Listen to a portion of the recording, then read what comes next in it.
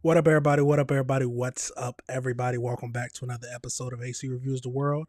I am your host, AC the Engineer, and we are at episode 227. Yes.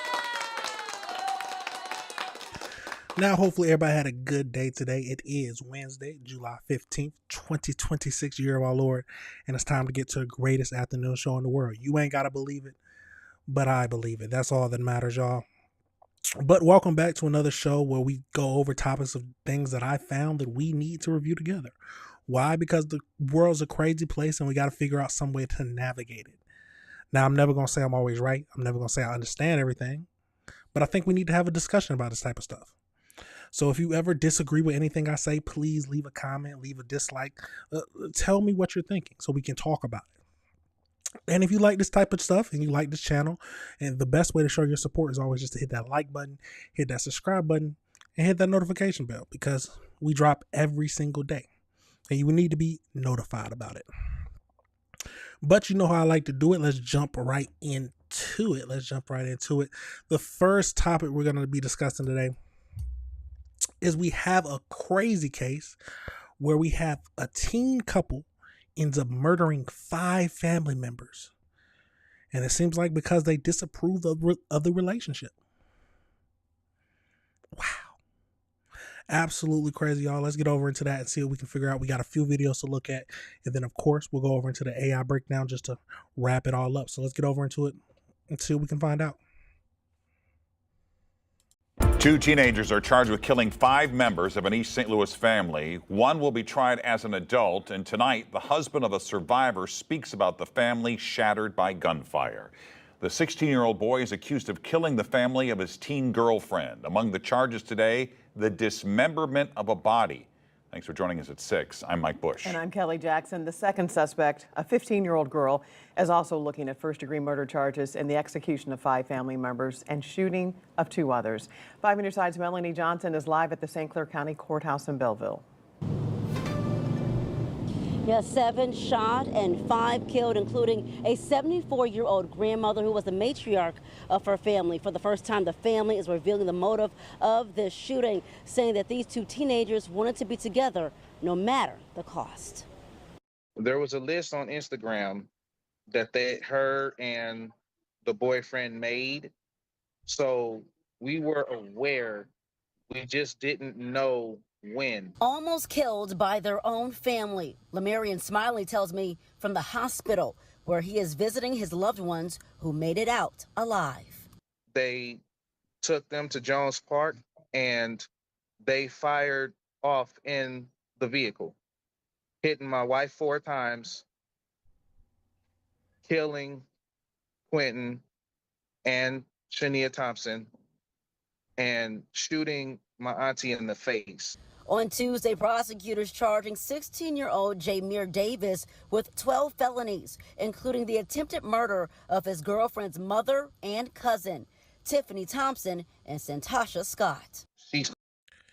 There is something wrong with the world. There is truly something wrong with the world.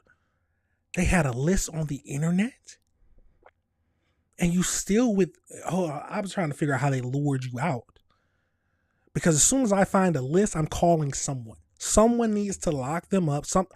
These threats are too big and the times are too crazy for us to just let these threats go idle. They said they didn't know when.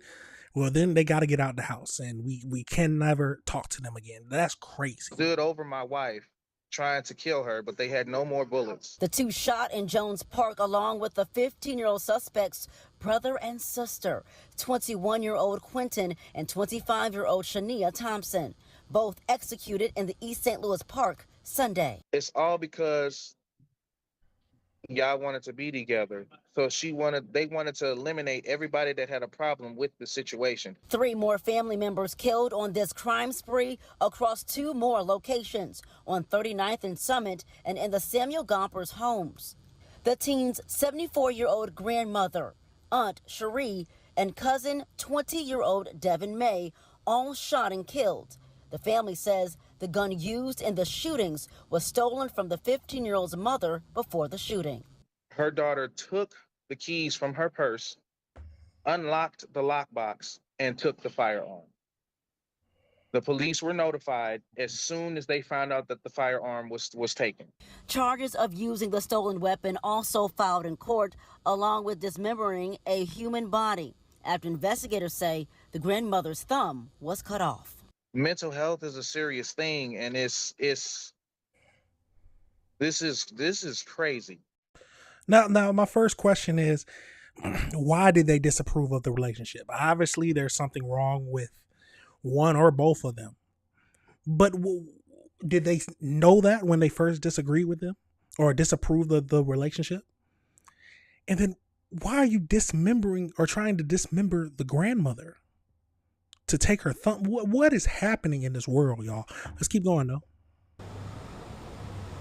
Now, prosecutors are recommending that 15-year-old girl be tried as an adult. We do know tonight that the state of Illinois, they are aware of this case. Several lawmakers and politicians are working to cover these families' expenses for the funeral under the Crimes Victims Act.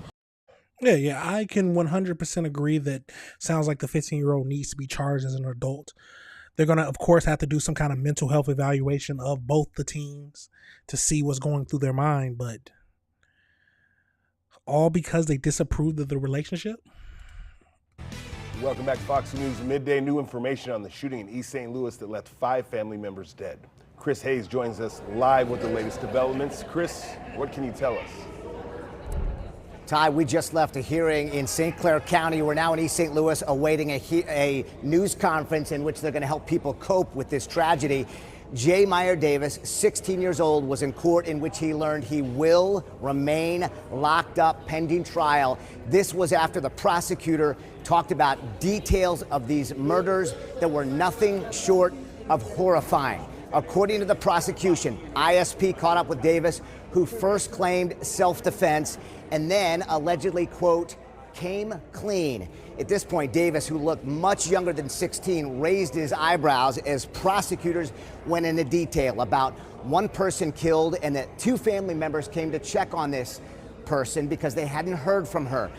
They were surprised by a 21-year-old, Devin May, who walked in, and so Jay Meyer Davis allegedly admitted shooting him. Then the girlfriend, who this was apparently all for, only identified by the initials WT, allegedly went to go get grandma, who was waiting out in the car, lured her into the home where Davis allegedly admitted hiding in a closet and then popping out and shooting her in the head. Davis also allegedly admitted cutting off her thumb, holding it in the center console of their getaway car, and then telling police that they used it to access her iPhone. Also, very detailed Instagram messages that they read from in court, including an Instagram message from Davis that allegedly read, quote, well, your auntie is going to be easy. We can have her at gunpoint and stab her expletive. WT allegedly wrote back, quote, I can do that. I love blood. And then another message from her, quote, babe, I'm finna lose my whole family for you. The judge looked at the young defendant, said you are staying locked up pending trial. We have much more about what came out in court. We'll bring it to you all new live at 4, 5, and 6. I am truly shocked. Yeah, charge the 15-year-old as an adult too. Oh my gosh, she said, I can lure my grandmother. And they took the thumb to, oh my God, this is crazy, y'all. Let's get over into the AI breakdown just to see what else this whole case is about. Because this is a crazy situation. So let's get over into it. Let's get over into it. So as we know, so in July 2026, a teenage couple, a 15-year-old girl and a 16-year-old boyfriend, Davis, were arrested and charged with carrying out a targeted mass shooting that killed 5 family members and wounded 2 others. According to the surviving family members, the teenagers carried out the attack because the girl's relatives tried to keep the young couple apart and refused to let Davis move into the home. A relative revealed that the couple had previously run away together multiple times, only for the family to bring the girl back home.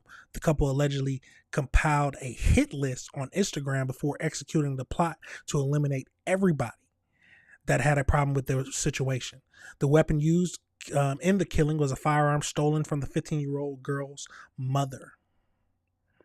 So the shooting spree spanned 3 different locations. We got the public housing complex where the police first discovered human remains. And then we got the 39th Street and Summit Avenue where one victim was killed. And then we got the Jones Park where the couple shot into a vehicle, killing 2 people and wounding 2 others. All 7 individuals targeted were related to the 15-year-old female suspect. The 5 family members killed were identified by the coroner's office. So we got 74, 49, 25, and 24 and 21. The suspect's aunt, who was reportedly shot days prior to the weekend spree, the suspect's sister, the suspect's cousins, and the suspect's brother. Wow. And then, of course, the grandmother as well, who they ended up taking her thumb. The girl's mother and another cousin were shot during the attack but survived their injuries. So we know that the 16-year-old is charged as an adult. He faces 12 felonies, including 5 counts of first-degree murder, 2 counts of attempted murder, aggravated battery, and aggravated vehicular hijacking, dismemberment of a human body, and unlawful use of a stolen firearm. The 15-year-old girl facing first-degree murder charges because of her age. Her case began as a juvenile delinquent petition, though prosecutors are actively seeking her to transfer her to adult court. Yeah, she needs to be charged as an adult. More details. I want to know more details about their relationship. I spelled that wrong. Their relationship. Because that's the main thing that caused them to do that. Did I spell that wrong? Probably did. So during a court hearing on July 15th, prosecutors released deeply disturbing Instagram messages exposing the toxic, codependent, and violent nature of the relationship. So according to the family members and prosecutors, the couple shared an intense obsession with being together, adopting a radical us against the world dynamic. The girl's father, Marcus, revealed that the initial friction began over a petty dispute regarding the 15-year-old girl's schooling and education. When the family members stepped in to manage her schooling and restrict her from seeing Davis, the couple began running away together. Each time they ran away, the family located the girl and brought her back home, further infuriating the couple. So in the text messages recovered by the police, the 15-year-old girl explicitly prioritized her boyfriend over her relatives, writing to Davis, "Babe, I'm finna lose my whole family for you." So rather than backing down, the couple used Instagram to actively plan the execution of anyone who opposed their relationship. In one terrifying exchange read aloud by the prosecutors, Davis's messaged the girl about targeting her aunt, writing, "Well, your aunt is going to be easy. We can have her at gunpoint and stab her explicitly, whatever he said." And then the girlfriend said, "I can do that. I love blood." It's crazy.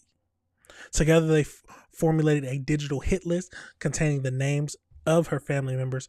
A survivor husband noted that while the family was aware of the teens had created a hit list, they never imagined they would actually execute it. That's your first thought. Someone creates a list of killing suspects and you just don't believe that they'll go through with it. What kind of world are we living in? So when the couple carried out the shooting spree, they acted as a coordinated team. The girl stole her mother's gun by taking the keys from her purse, unlocking the secure lockbox. During the final shooting at Jones Park, a witness testified that the 15-year-old girl stood over her own wounded cousin, actively trying to execute her, but stopped only because the firearm was completely ran out of bullets. The severed thumb of the girl's grandmother was later found by police inside the center console of Davis's vehicle. Investigators believe that the couple cut it off specifically for the biometric bypass of the grandmother's iPhone security to access her personal data. What kind of world are we living in, y'all? Now, Now, do you think this is a mental health problem, or do you think it's just we have two kids who deserve to be in jail? I mean, it can be both too, but this is crazy. They were so infatuated with each other to where the girl was willing to help him kill her entire family. All because they said that, no, y'all need to chill out. You have to be careful who your children are talking to, and especially that at the ages where at these young ages, they get overly obsessed and overly into the relationship. But if someone's willing to go that far, I'm assuming they already have mental problems in general, or are already,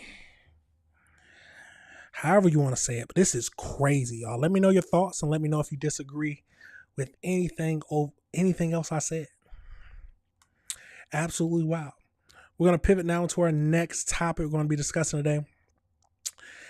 And we got to go to another case in Melbourne, where it looks like an officer ends up resigning after body cam footage shows him taking down the wrong teen.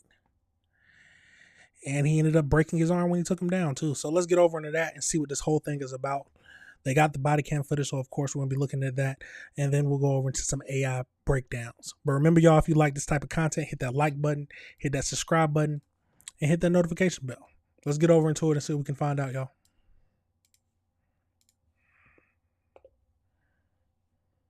We have new details about the Melbourne police officers in this body camera video showing a 15-year-old handcuffed and on the ground. The boy's mother says the officers mistreated her son, especially because they were looking for someone else who looks different. West 2's Megan Moriarty is live for us this afternoon. Megan, you've been digging into the disciplinary history of these officers. And I also just spoke with Judah's attorney as well. He says that body camera video is disturbing. We received the personnel files for all three officers involved.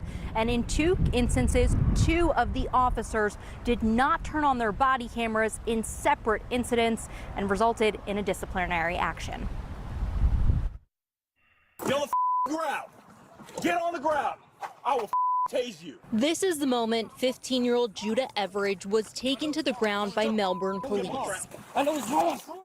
The entire approach, in my view, violated pretty much every police practices that one can find. His family has since retained an attorney after the incident. Officers were looking for a different teen whose mother called police wanting him Baker acted. Judah was helping that mother look for the teen earlier. Later, another officer spotted Judah walking across the street. A case report states Judah did not comply with commands to get on the ground and then resisted. But body camera footage shows the teen on his knees with his hands in the air before an officer takes him down and cuffs him. I know Armani, I can explain. I know his mom. You know whose mom? Armani's mom. Female? I was just in the car with her. I was the one in the car with her. You were there. You Armani? No, no. I don't know what's going on. West 2 obtained copies of all three officers' personnel files. Two officers had previous issues with turning on their body cameras.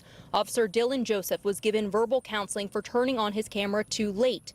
In an email from a sergeant at Melbourne PD, it says it was determined that your failure to initiate your camera and capture the incident created an evidentiary gap during a critical portion of the incident. Officer William Markle had two notable complaints, one for failing to turn on his body camera and issuing an incorrect trespass order, and another for a domestic-related incident.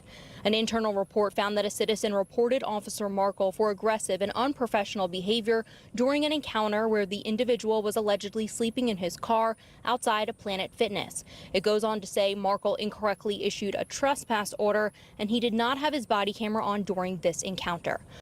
Yeah, it seems like they are quick to jump the gun, especially because he immediately, as soon as they said he got down on his knees, put his hands up, we clearly saw that in the video.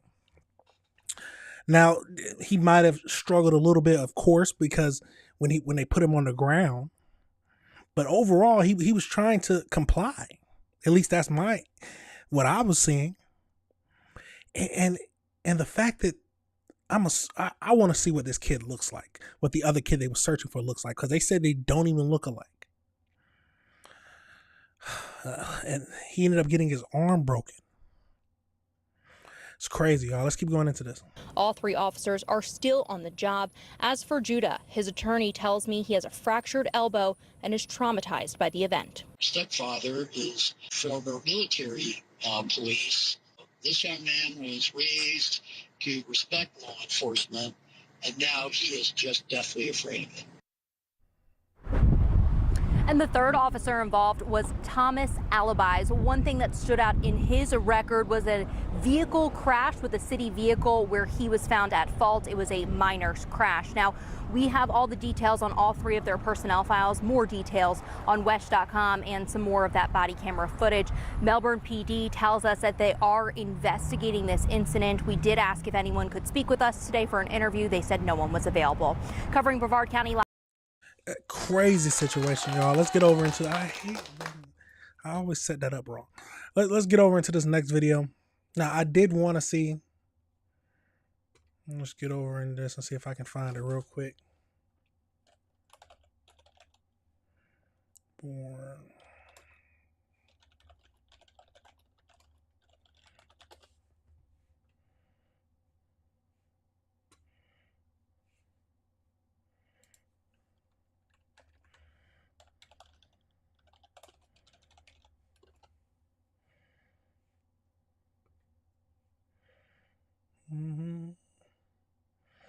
Thought I could find it real quick. Let's get over into this next video where they talk about the officer resigning. So let's get over into that. Get over into that.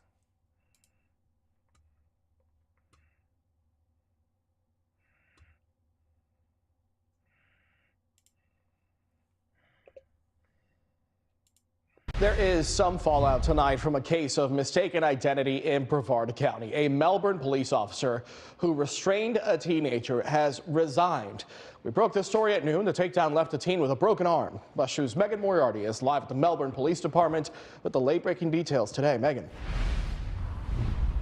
Officer William Markle was one of the officers involved in that incident, and last week we showed his personnel file along with two other officers, revealing some of the details in there. Just one day after our report, he handed in his formal resignation letter.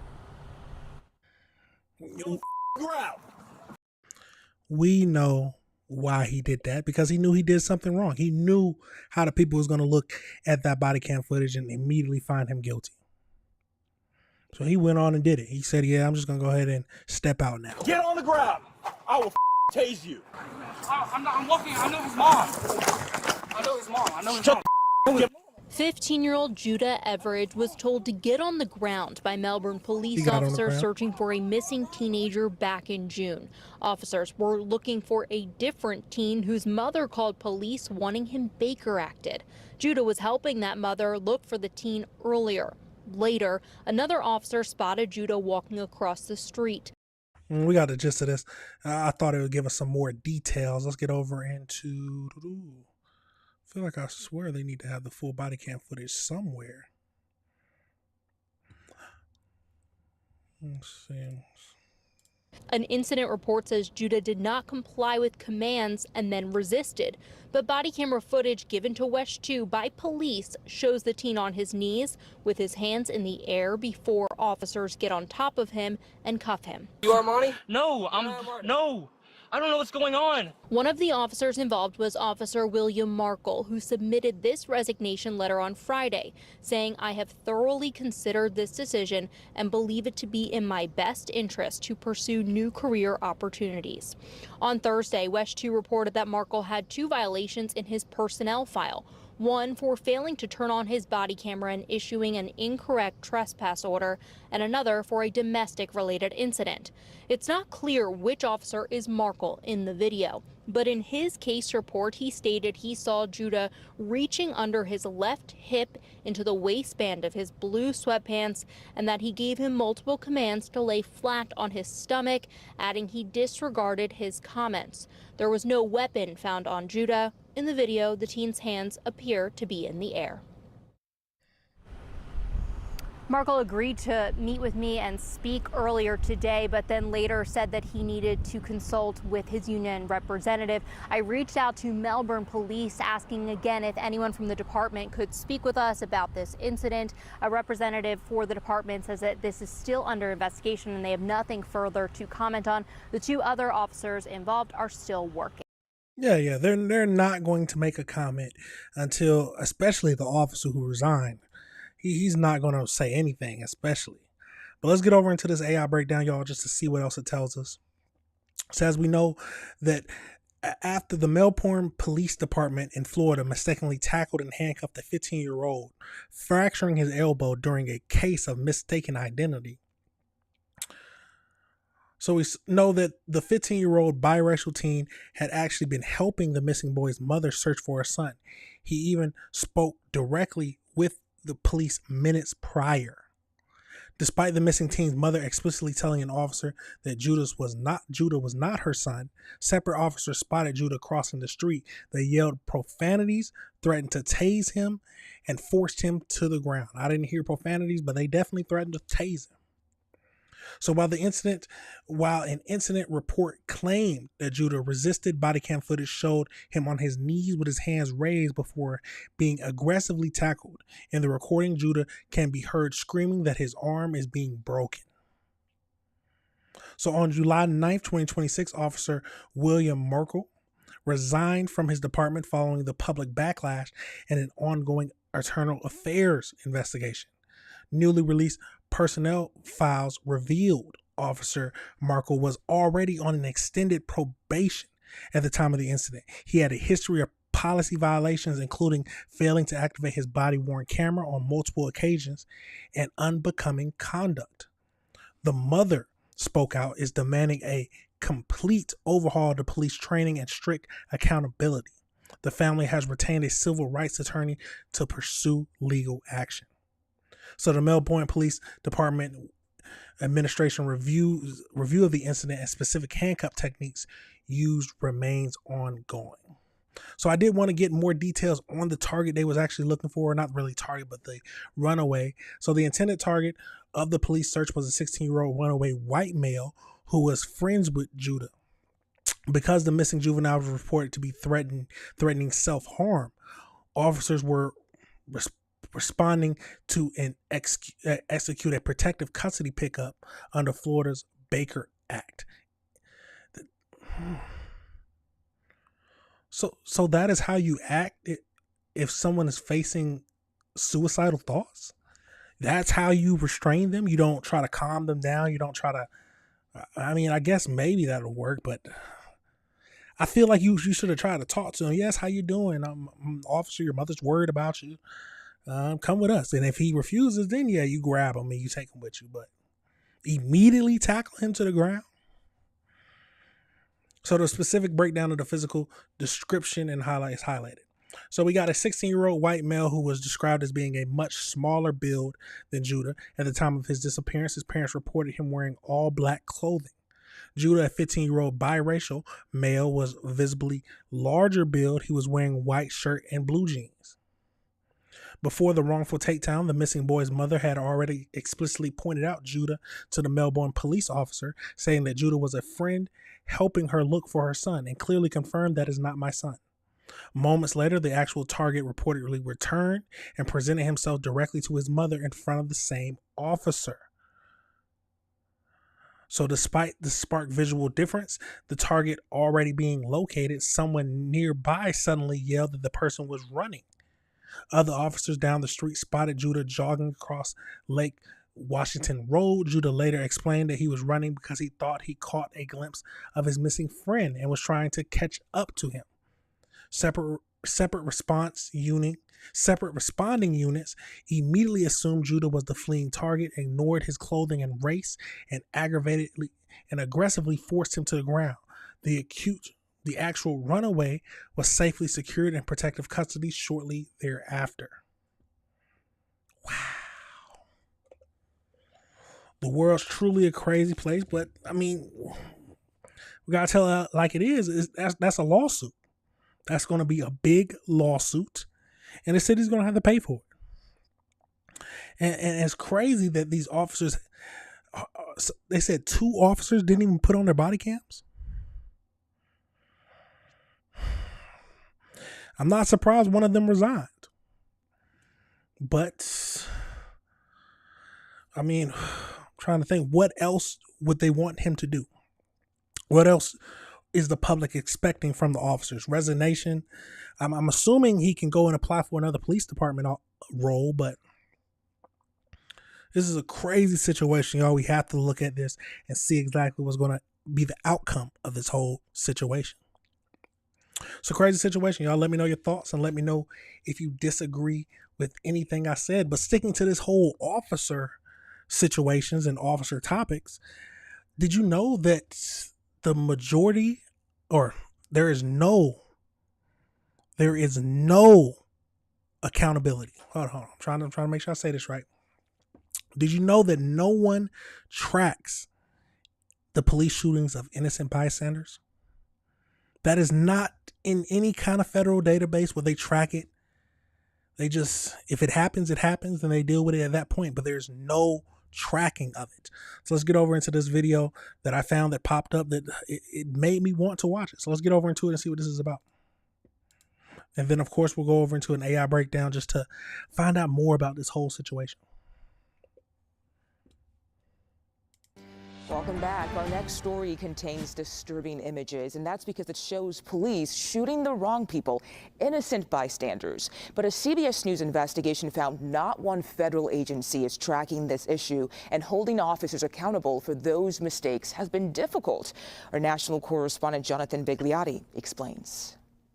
Body cameras from police officers across the country show the chaos, the crossfire, what did I do? Why did I get shot? and the collateral damage when bystanders are caught in the middle in New York, Colorado, and California. We need to render aid to them. I got it. Innocent people such as Mark Trillo of Chandler, Arizona. In March of 2024, police responded to a call about his neighbor who was armed with a gun and making threats. Acting crazy. Churrillo came outside, he says, to warn police about his wife and young children inside. If there was going to open fire, I don't want that hitting my house. Officers were staged on either side of the road. 2.6, negative 21. One pair was focused on the real threat. Luciano, I want to help you, but I need you to drop the gun. Opening fire on the neighbor, but the other officers never got the message the suspect was down. I remember making a gesture with my hand, but saying, "You're going to hit my house." And that's it. 5 seconds later, Churrillo was also hit, shot by an officer staged on the other side of the road, who, according to Chandler police, mistook Churrillo for the suspect. We have an innocent. And I fell right there. And my children and my wife saw from me from that door. I was laying right here yelling for help.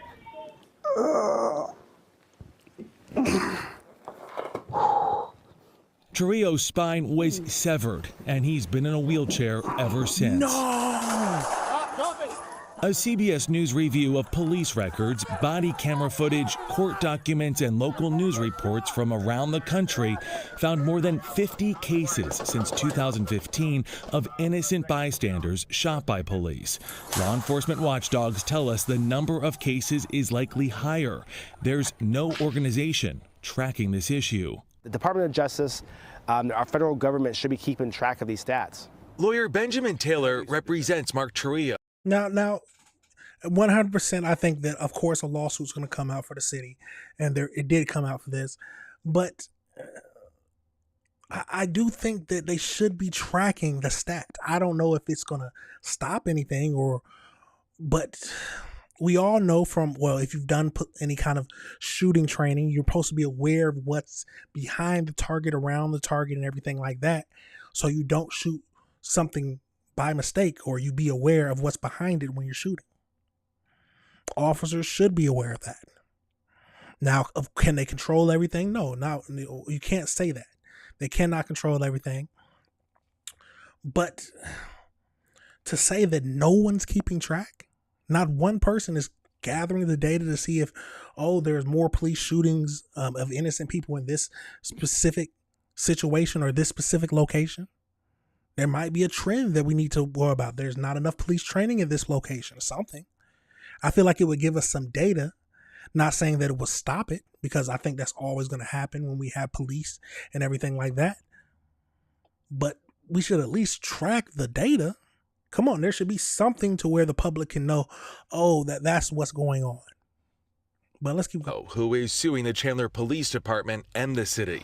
He says these cases are hard to win because officers are covered by what's called qualified immunity, which can shield government employees from civil lawsuits. We understand that there are good officers out there, but when an officer makes a mistake, they need to be held accountable for their actions. CBS News reached out to the Chandler Police Department requesting an interview with the chief.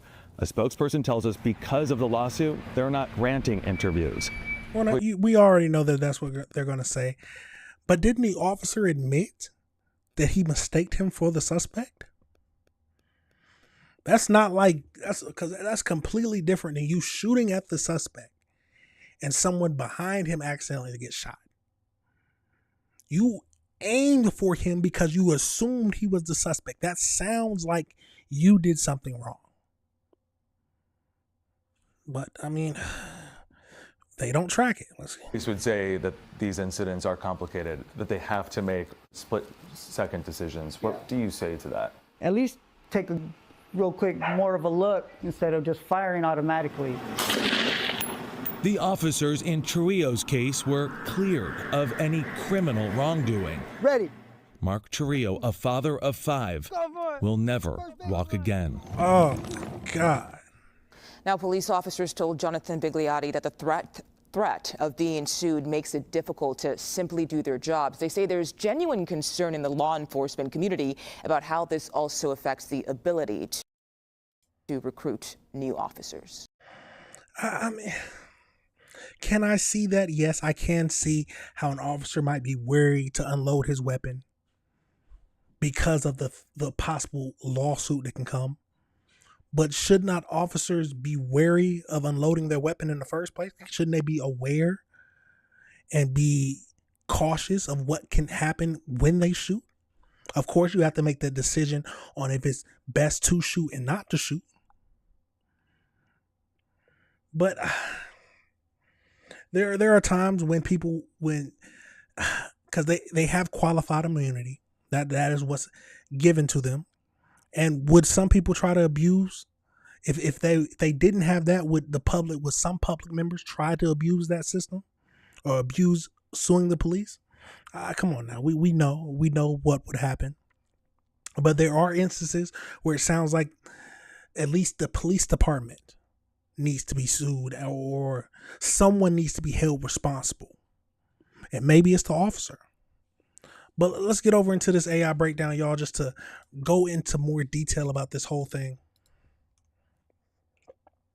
So as we know, when an innocent bystander is shot by the police, it triggers a parallel sequence of administrative, criminal, and civil and emotional developments. While these cases are technically rare, investigation shows that they happen steadily across the country without any federal tracking. So the involved officer is immediately placed on paid administrative leave. This is a standard protocol rather than disciplinary action. So an internal affairs unit, or more commonly known as commonly an outside agency like the State Bureau of Investigation, takes over the analysis of the body cam footage, ballistics, and the chaotic timeline. Depending on the results of the investigation, the officer may return to duty, face internal disciplinary action, or be fired. So as we know, the criminal charges against the officer who strike bystanders are exceedingly rare. Because of the split-second standard, courts and prosecutors heavily weigh whether the officer had to make a split-second decision to stop an active deadly threat. If the officer used the force against the original suspect was deemed legally justified, the unintended injury to a bystander is often legally excused under the doctrine of transferred instance or reasonable self-defense. In many jurisdictions, if the officer are engaged in a shootout with a fleeing felon and the criminal suspect can be charged with the injury, or the death of the bystander, even if the bullet physically came from the police officer's gun. The law argues that the criminal actions created the deadly environment. I can see that. Okay. If investigation proves that the officer acted with gross negligence or complete recklessness, firing wildly into a dense crowd against policy, the officer can face criminal charges ranging from reckless endangerment to manslaughter. And as we know, a lot of times it ends up being a lawsuit. So bystanders or surviving family members frequently sue the police department and local government for medical bills, permanent trauma, or wrongful death. However, getting compensation is a legal uphill. So in the federal civil rights lawsuit, officers are heavily shielded by the qualified immunity that we talked about. Courts routinely rule that the accidental shooting does not automatically violate the bystander's Fourth Amendment right because the bystander was not intentionally targeted of a seizure. So victims often have a better luck suing for basic negligence in the state's courts. Some cities prefer to settle quietly for larger sums to avoid bad publicity. So major cities take a firm legal stance fighting these lawsuits for years in courts. They argue that the collateral damage of the police shootout is an unavoidable public hazard when stopping an active criminal. I mean, I can see that. I can see that when we have police and we have criminals who are going to run and things like that, someone is going to get hurt and maybe an innocent bystander. But to not even track it? Okay. So bystanders face life-threatening, life-altering physical recovery like we've seen in the video, and deep psychological trauma, often compounded by monumental medical debt. The legitimate use of force experts note that an accidental shooting of an innocent bystander causes immense career-ending psychological trauma, severe PTSD for the officer involved, and they may choose to resign or retire early. But is that enough? But the main thing I want to get through this section is, why aren't they at least tracking it? I feel like that's some good data to at least have on hand. If we already know it happened, you might as well make a federal list that tracks this happening. See, make sure it's not rising, or if it's remaining steady, and just, is it different from area? What is the trends that we can learn from this? Some people might just say it's just more information that makes people distrust cops in the first place, but I think more information is better than no information. But let me know your thoughts, and let me know if you disagree with anything I said. It's a wild situation, and it's tragic in that man's case we saw, who ended up being paralyzed. But what are your thoughts? We're going to pivot over into one more topic before we end it for today. And we got to go over to some body cam footage. I love looking at the body cam footage, and this one is crazy. It looks like that we have a daughter who ends up killing her predator father. Let's get over into this, y'all, and see what we can find out. Remember, y'all, if you like this type of content, hit that like button, hit that subscribe button, and hit that notification bell so you can be up to date on all the videos. Let's get over into it, y'all. What happened tonight? He tried to attack me. She's bigger than he is, dude. I have a very hard time convincing me that she could have been justified in shooting him. What's up, cuffs? You think we should put her in cuffs? Probably. After a woman shoots her father dead, she insists she had no other choice. However, as detectives investigate her claims, they begin uncovering a story where fact and fiction become increasingly difficult to untangle. The following is based on official police records released to date, and the footage has never been seen before until now. Please note that all persons charged with a crime are presumed innocent unless and until proven guilty in a court of law. In the early hours of January 20th, 2026, in Albuquerque, New Mexico, 28-year-old Summer Cochran makes a panicked 911 call after shooting her father. 911 emergency. Hello, I just shot my dad. He tried to attack me, and he's abused me my whole life since I was a little kid. Summer's 911 call quickly spirals into a series of deeply concerning allegations about her father, and every attempt to refocus the conversation on the shooting only leads to another disturbing claim. Is he laying on the ground or where is he at? Yes, he's on the ground. Okay, did an argument occur? What happened tonight? Yes, ma'am. Okay, what occurred? I closed his bedroom door. He's known, so I don't know if he's ever been convicted. I'm his daughter. I just lived with him my whole life. He married my mother. She killed and she has been erratic ever since. While Summer has no shortage of alarming allegations, she offers very little insight as to what led to the shooting. But with officers arriving on scene, those claims are forced to take a back seat for now. First things first, I want to go in more detail about him being a pedophile. That's something big to drop that we need to figure out who he attacked, how he know he's a pedophile. Did he hurt or sexually assault you? There's a lot of questions that I want to know. Because pedophile, that ain't nothing to play with. Now, let's keep going. No, he's trying to attack me as he has since I've lived here. 2 Do you have any years weapons now. on you? No, sir. Okay. Stay with these officers right here, okay? The officer enters the house and discovers a grisly scene. Just beyond the doorway, Summer's father, Kirk Cochran, lies face down in a pool of blood with a gunshot wound to the chest. Kirk would be pronounced dead at the scene. The officer then moves to detain Summer, who has only just begun to process the gravity of what has happened. Probably clear cuffs. What's up? Cuffs? You think we should put in cuffs? Probably. Do that. He's right there in the doorway.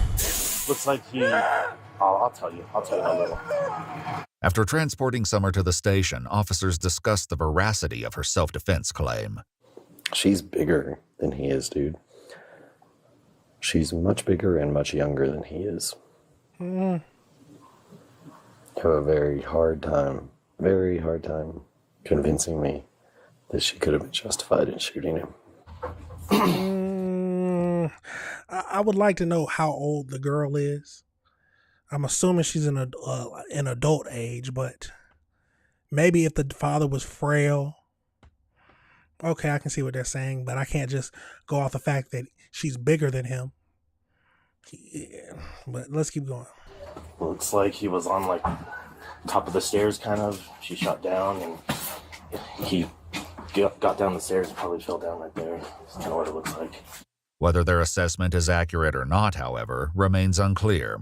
And as detectives soon discover, obtaining a straightforward account from Summer will prove far more difficult than expected. What happened last night? Yeah. What time is it? It's 9:41. It's 9:41? Yeah. Already? Yes, ma'am. Do you know he's alive? So he is deceased. Died? Why? How did he die? Huh? Well, that's what we want to talk to you about, Summer. I don't know if she's using this as an insanity defense or she's truly maybe just going off the rocker is the best way to say it. What happened tonight? Tonight? He tried to attack me. Just like he always did. Why are you breaking this up?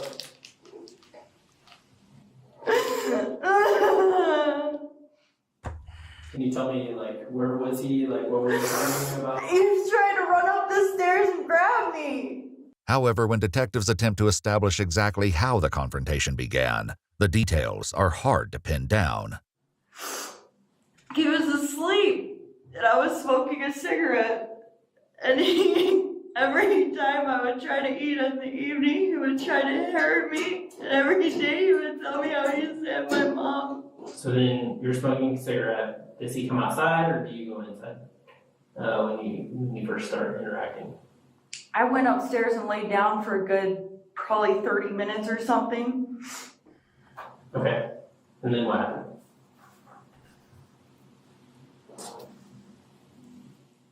And then I went and smoked a cigarette. A second cigarette? Or this was the first time?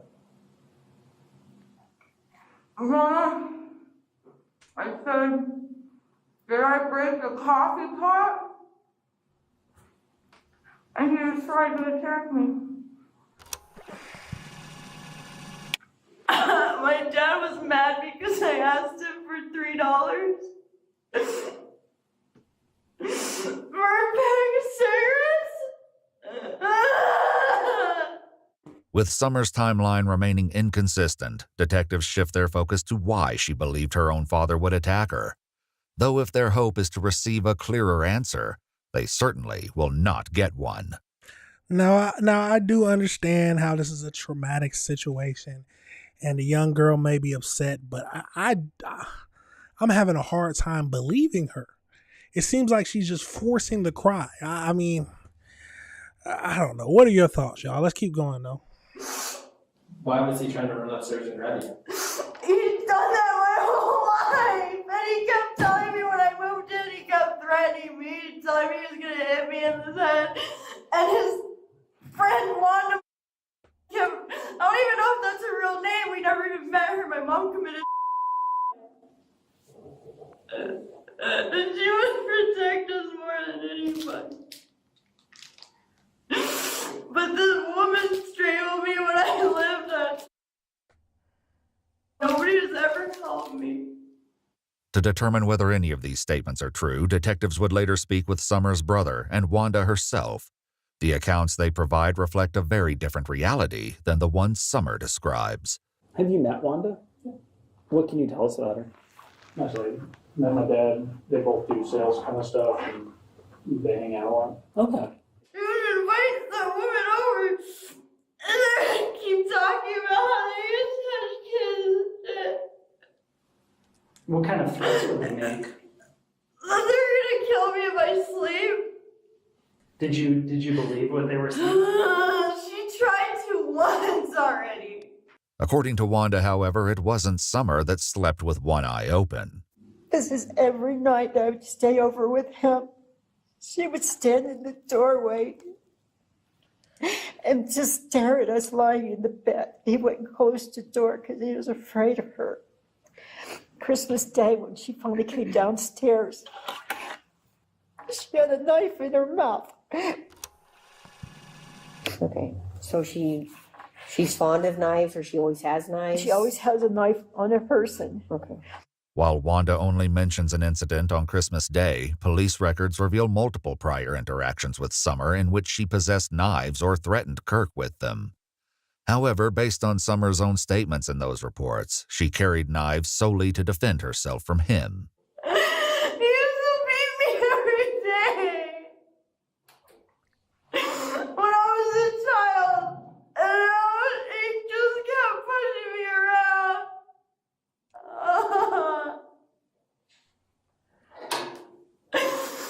He used to hit me hundreds and hundreds of times a year.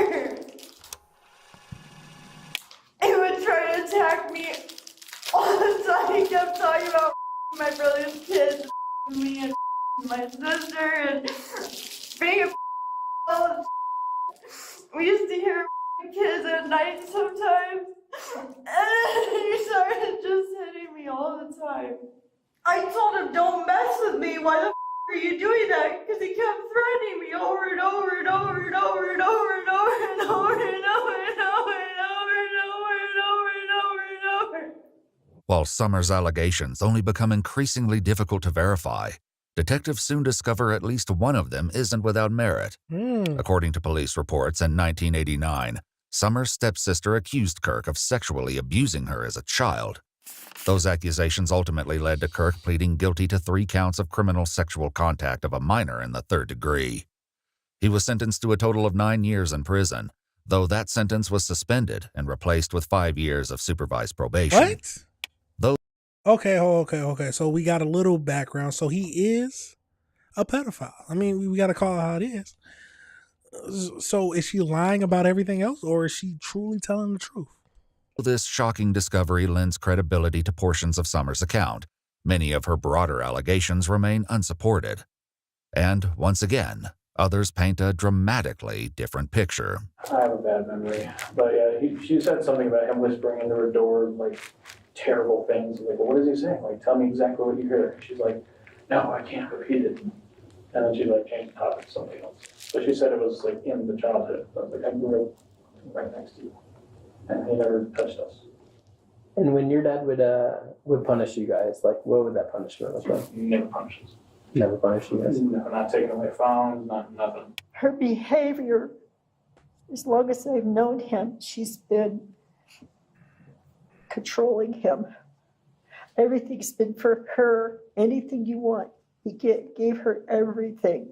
Though neither interviewee addresses Kirk's criminal history, both describe a relationship with him that diverges sharply from Summers' account. They also provide a possible explanation for why those accounts differ so drastically. I wonder why they didn't bring up, that's the first thing I'm bringing up, is what about his sexual assault charge that he pleaded guilty for? A sexual assault charge of a minor. And she was controlling him. So you think at that point she had some schizophrenia, or even if it was, do you know if it was diagnosed that early? I know my sister's seen like a therapist for most of her life. Did she say what her diagnosis was? Yeah. She told me it was with schizophrenia, I think. Okay. Anything else that you remember? I think it was just schizophrenia. Okay. During one of Summers' knife-related incidents with police, Kirk was able to confirm this diagnosis to officers. Did you lie about him being dead? No. How do you know he died? Officers found him deceased. Personnel. He was not dead, he was moving. He was deceased when the paramedics arrived. He was moving. And I had so many lawyers tell me don't listen to him because they threatened to steal my Social Security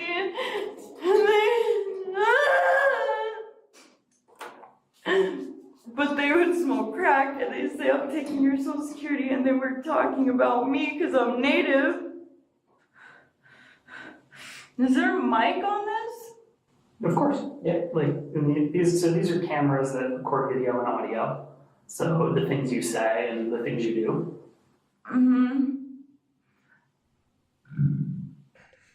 Schizophrenia. Okay, I am one. Okay.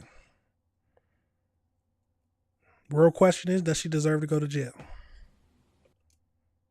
Why do you ask?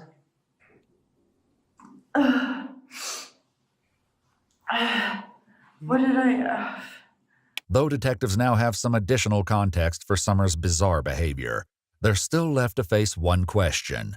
Did Summers shoot her father in self-defense? To answer it, they return once more to the moments immediately before the shooting. Summer, I want to take you back, okay? So you're upstairs. You said your dad's running upstairs, threatening you. When did you get the gun? When did you grab it tonight? Before I heard him stomping up the stairs.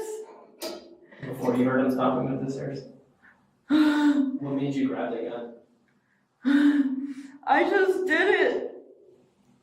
You just did what? I just put the stuff right there and made sure that I could make it to it before he could try to hurt me. This admission provides perhaps the only clear detail from the entire interview, that she grabbed the gun before her father allegedly tried to attack her. With little else to gain from this interview, detectives collect DNA samples, photograph Summer, and formally place her under arrest. On February 2, 2026, Summer Cochran was indicted and charged with first-degree murder, second-degree murder, and voluntary manslaughter, to which she would plead not guilty. As of today, her case is still open, with a trial date set for December 21st, 2026. Get less restricted content and an unfiltered... Absolutely crazy, y'all. What are your thoughts? It sounds like if they got a history, if they can get from her therapist that she has truly has schizophrenia, it seems like a schizophrenic break to me. She talked about the body moving. It sounds like she lost grips with reality. Now the real question on it is, was he trying to attack her? It sounds like she feared he would, but schizophrenics are paranoid and think other people are after him in some cases. But I think if she's still acting like this, and when the trial comes, she's going to get off on insanity plea. But we'll have to wait to see. They said it's not until December. It's a crazy case, y'all, but let me know your thoughts and let me know if you disagree with anything I said. That is an absolutely wild case, but that is why we got to review this type of stuff together. That is it, y'all, for the show today. We talked about a lot of crazy things. So if you ever disagree with anything I say, please leave a comment. I'm never going to say I'm always right. I'm never going to say I understand everything, but I'm willing to talk about it. The world is a crazy place, and we got to review this place together, y'all. Like you know, if you like this type of content, hit that like button, hit that subscribe button, and hit that notification bell. But that's it for now, y'all. You already know. I got to play that outro. But I'll see y'all tomorrow for our Thursday show. But that's it for now, y'all. Peace out.